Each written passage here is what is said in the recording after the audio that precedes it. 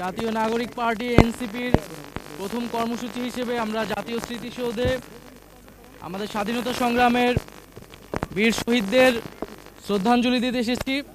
আজকে থেকে আমাদের যে আনুষ্ঠানিক কর্মসূচি শুরু হলো, জাতীয় নাগরিক পার্টি এনসিপির পক্ষ থেকে সারা দেশের সকল মানুষকে শুভেচ্ছা জানাচ্ছি। আমাদের এই ভূখণ্ডের জনপদের মানুষের যে লড়াইয়ের ইতিহাস রয়েছে, 1947 সালের আজাদির লড়াই থেকে শুরু করে 1971 সালের মহান স্বাধীনতা সংগ্রাম এবং 2024 সালের ছাত্র জনতার গণ অভ্যুত্থান, এই সকল লড়াইয়ের আকাঙ্ক্ষাকে ধারণ করেই আমরা নতুন বাংলাদেশ বিনির্মাণ করব এবং সেই লক্ষ্যেই এনসিপি কাজ করে যাচ্ছে। এবং আমরা বলেছি যে 1971 সালের মুক্তিযুদ্ধের মধ্য দিয়ে আমরা একটি স্বাধীন রাষ্ট্র পেলেও আমাদের যে সার্বভৌমত্ব, সেই সার্বভৌমত্ব বারবার হুমকির মুখে পড়েছে। আমাদের যে গণতান্ত্রিক প্রতিষ্ঠানসমূহ বারবার ভেঙে পড়েছে। আমরা একটি গণতান্ত্রিক সংবিধান গড়ে তুলতে পারিনি।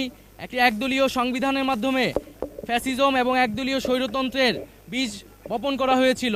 ফলে আমরা বলেছি যে একটি নতুন প্রজাতন্ত্র আমাদের গড়তে হবে এবং তার জন্য একটি নতুন সংবিধান এবং গণপরিষদ নির্বাচনের প্রয়োজন। সেই জায়গা থেকে আমরা সেকেন্ড রিপাবলিকের কথা বলেছি এবং আমরা সেই লক্ষ্যে কাজ করে যাচ্ছি।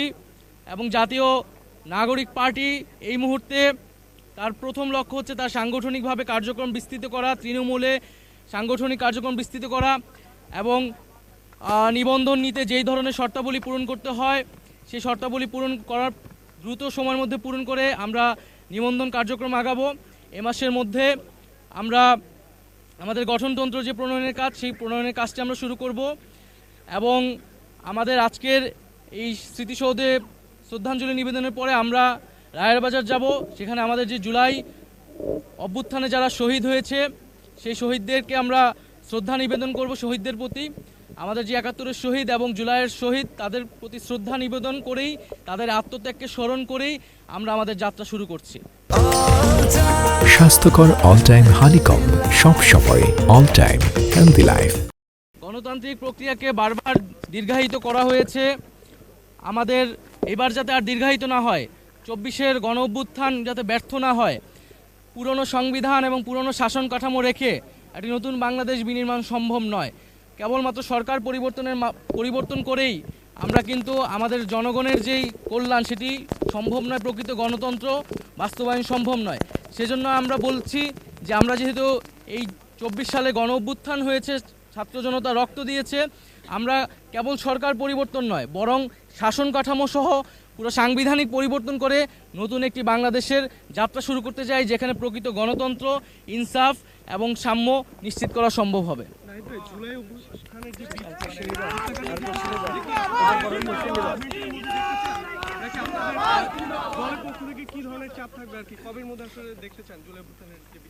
আমরা জুলাই গণ অভ্যুত্থানে সংগঠিত যে গণহত্যা, সেই গণহত্যার বিচার দ্রুত সময়ের মধ্যে কার্যকর দেখতে চাই এবং বিচারিক প্রক্রিয়ার মাধ্যমে আওয়ামী লীগের রাজনৈতিক ফয়সালা এই বাংলার মাটিতে করতে হবে। এই জুলাই গণ অভ্যুত্থানে আমাদের প্রতিশ্রুতি ছিল যে যারা এই হত্যাকাণ্ডের সাথে জড়িত এবং যারা গত 15 বছরে নানা ধরনের জুলুম করেছে তাদের বিচার এই বাংলার মাটিতে হতে হবে। এবং আমরা অন্তর্বর্তী সরকারের প্রতি আহ্বান থাকবে, দ্রুত সময়ের মধ্যেই এই বিচার বাংলাদেশের মানুষ দেখতে চায় এবং বিচারের পরে যে সংস্কার কার্যক্রম, জাতীয় ঐক্যমত্য যে কমিশন রয়েছে, দ্রুত জাতীয় সংলাপে গিয়ে আমাদের যে জুলাই সনদ এবং যে জুলাই ঘোষণাপত্র তার দ্রুত বাস্তবায়ন আমরা দেখতে চাই।